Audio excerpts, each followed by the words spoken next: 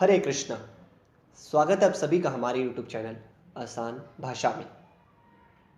आज हम बात करेंगे क्लास 12th के चैप्टर नेशन बिल्डिंग के एक और टॉपिक के बारे में, जिसमें हम जानेंगे कि किस तरह भारतीय रियासतें भारतीय संघ का हिस्सा बनी और वो क्या स्थिति रही होगी जब सरदार वल्लभ भाई पटेल को कहना पड़ा कि अंग्रेज जाते जाते भी शरारत का बीज बो गए। जैसा कि पिछली वीडियो में हमने चर्चा करी कि नव राष्ट्र निर्माण के सामने यानी नेशनल बिल्डिंग के टाइम पे भारत के सामने कई सारी चुनौतियां थी। लोकतंत्र स्थापित करना, एकता अखंडता स्थापित करना इत्यादि। भारत के अंदर लोकतंत्र आ रहा था, परंतु अंग्रेज अभी भी चाहते थे कि कैसे भी करके एक बार फिर से उन्हें मौका मिले भारत पे राज करने का। जब उन्हें मौका जाते हुए नजर आया, उनके हाथ से फिसलते हुए नजर आया, तब उन्होंने एक दोबारा से शरारत का बीज बोया। यहां से कई बार सवाल आया है कि पटेल जी ने ऐसा क्यों कहा कि अंग्रेज जाते जाते शरारत का बीज बो गए। उसके पीछे कारण था। कारण ये था कि जब अंग्रेज जा रहे थे तब उन्होंने जो प्रिंसली स्टेट्स थी, जो रियासतें थी, उन्हें एक अधिकार दिया, एक आज़ादी दी, जिसमें उन्होंने ये कहा कि इन रियासतों ने उनका हमेशा साथ दिया है, इसीलिए उनको ये अधिकार दिया जाता है, उन्हें आज़ादी दी जाती है कि अब वे चाहे तो भारत का हिस्सा बने और चाहे तो पाकिस्तान का हिस्सा बने, ये उनकी इच्छा होगी। उनके इस स्टेटमेंट से खलबली मच गई, क्योंकि ये एक बहुत बड़ी समस्या का कारण बन गया। उस दौरान भारत में 565 रियासतें हुआ करती थी और इतनी सारी रियासतें अगर अपने आप को स्वतंत्र कर देंगी, आज़ाद घोषित कर देंगी, तो भारत का निर्माण कैसे होगा? भारत टुकड़े टुकड़ों में बढ़ जाएगा। इसलिए ज़रूरी है अखंड भारत का निर्माण करना। अब ये चुनौती जब सामने आई तो एक बड़े व्यक्ति हमें यहाँ पे देखने को मिलते हैं जिन्होंने इस चुनौती का सामना किया और इस चुनौती का भी हल निकाल लिया। वो है हमारे सरदार वल्लभ भाई पटेल। जी हाँ, सरदार वल्लभ भाई पटेल, जिन्हें लौह पुरुष के नाम से भी जाना जाता है। इन्होंने एक डॉक्यूमेंट तैयार किया जिसका नाम था इंस्ट्रूमेंट ऑफ एक्सेशन। उस इंस्ट्रूमेंट ऑफ एक्सेशन के ऊपर कई सारी रियासतों के हस्ताक्षर करवाए गए। उन्हें मनाया गया, एकता अखंडता का विश्वास दिलाते हुए, एकता अखंडता के ऊपर उन्हें जोर देते हुए समझाया गया कि किस तरह भारतीय संघ में शामिल होने के बाद एक अखंड भारत का निर्माण होगा और उन सभी का एक साथ विकास होगा। तो इस तरह यहाँ पे सरदार वल्लभ भाई पटेल के द्वारा एक बड़ी भूमिका निभाई गई। परंतु ये इतना भी आसान नहीं था, क्योंकि कुछ रियासतें ऐसी थी जिन्होंने भारतीय संघ में शामिल होने से मना कर दिया। यदि बात की जाए वो कौन सी रियासतें थी, तो आपके सिलेबस के हिसाब से 4 रियासतें यहाँ पे देखने को मिलती है: जम्मू कश्मीर, जूनागढ़, मणिपुर और हैदराबाद। यदि बात की जाए जम्मू कश्मीर के बारे में, तो जम्मू कश्मीर के राजा थे राजा हरि सिंह। हरि सिंह ने कहा कि भाई जम्मू कश्मीर हमेशा स्वतंत्र रहेगा, ना पाकिस्तान का हिस्सा बनेगा ना ही इंडिया का। यथास्थिति बना के रखेंगे, यानी कि हमेशा शांति की भावना बना के रखेंगे, और अगर किसी ने हम पे दबाव डालने की कोशिश करी तो हम दूसरे की सहायता अवश्य लेंगे। भारत ने यहाँ पर बात को मान लिया। परंतु पाकिस्तान को अभी भी ये लग रहा था कि जम्मू कश्मीर के राजा हरि सिंह है, हिंदू राजा है, तो हो सकता है कि हिंदुस्तान में ही मिलेंगे, तो इससे अच्छा इनके ऊपर कब्जा कर लिया जाए, इस रियासत के ऊपर। और उन्होंने अपने कुछ घुसपैठियों के थ्रू जम्मू कश्मीर पर कंट्रोल करने की कोशिश करी।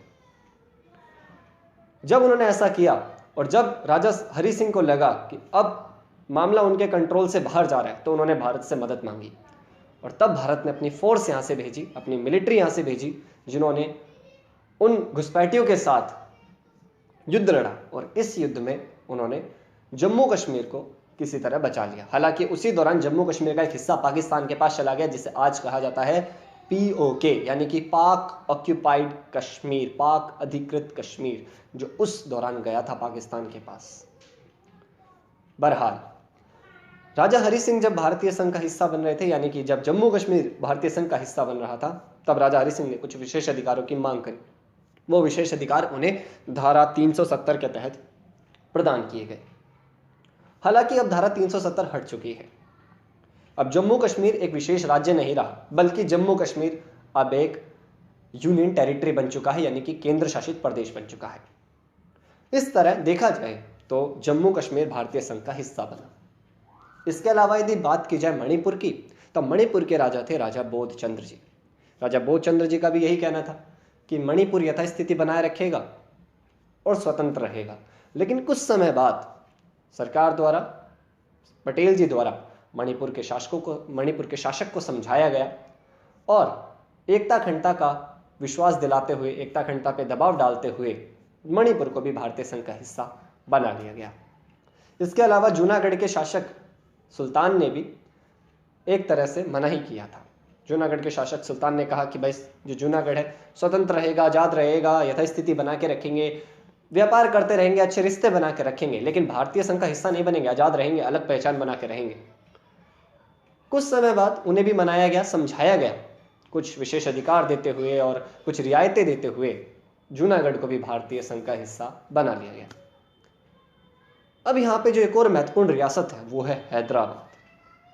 हैदराबाद के अंदर एक शासक हमें देखने को मिलते हैं जिनका नाम था निजाम। जी हाँ, बहुत ही प्रभावी और शक्तिशाली शासक रहे हैं ये हैदराबाद के।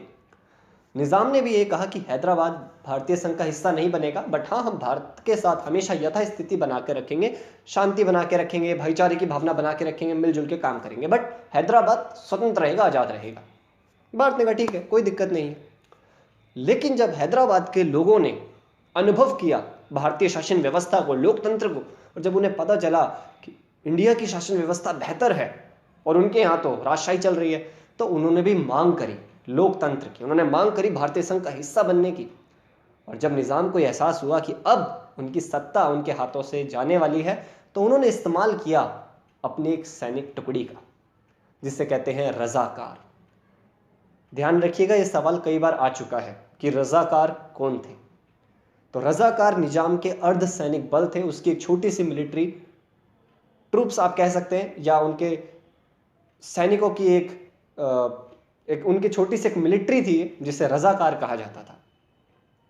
रजाकारों को आदेश दिया गया कि जो आंदोलन चल रहे हैं लोकतंत्र की मांग को लेकर, इन्हें कुचल दिया जाए।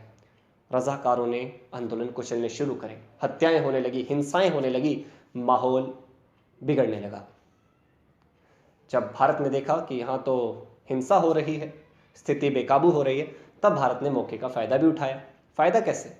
फायदा ऐसे उठाया, भारत ने देखा कि भाई यहाँ के लोग लोकतंत्र चाहते हैं और निजाम ऐसा होने नहीं दे रहा, तो भारत ने तुरंत अपनी फोर्स भेजी मानव अधिकारों की रक्षा के लिए भी, क्योंकि लोगों की हत्याएं हो रही थी। तो तुरंत फोर्स भेजी गई और रजाकार और इंडियन फोर्स के बीच में युद्ध हुआ और इस युद्ध में इंडियन फोर्स जीत गई।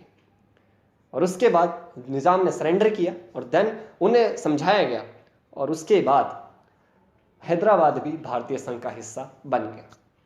तो इस तरह रियासतों को भारत में विलय कराया गया। इसके अलावा और भी कई सारी रियासतें थी जो भारत में विलय कराई गई।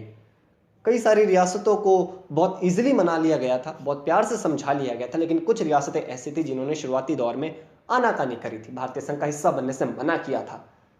तो कभी कभार कुछ रियासतों पर दबाव डालकर भी उन्हें भारतीय संघ में मिलाया गया और कुछ रियासतें प्यार से भी, शांति और भाईचारे की भावना से भी, यथास्थिति बनाते हुए भी भारतीय संघ का हिस्सा बन गई।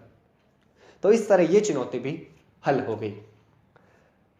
तो देखने को मिल रहा है कि किस तरह कई सारी रियासतें जो उस दौरान स्वतंत्र हो रही थी, सरदार वल्लभ भाई पटेल ने इंस्ट्रूमेंट ऑफ एक्सेशन नाम के सहमति पत्र का इस्तेमाल करते हुए कई सारी रियासतों को भारतीय संघ में शामिल कर लिया, ताकि एक अखंड भारत का निर्माण हो सके, एक संपूर्ण भारत का निर्माण हो सके।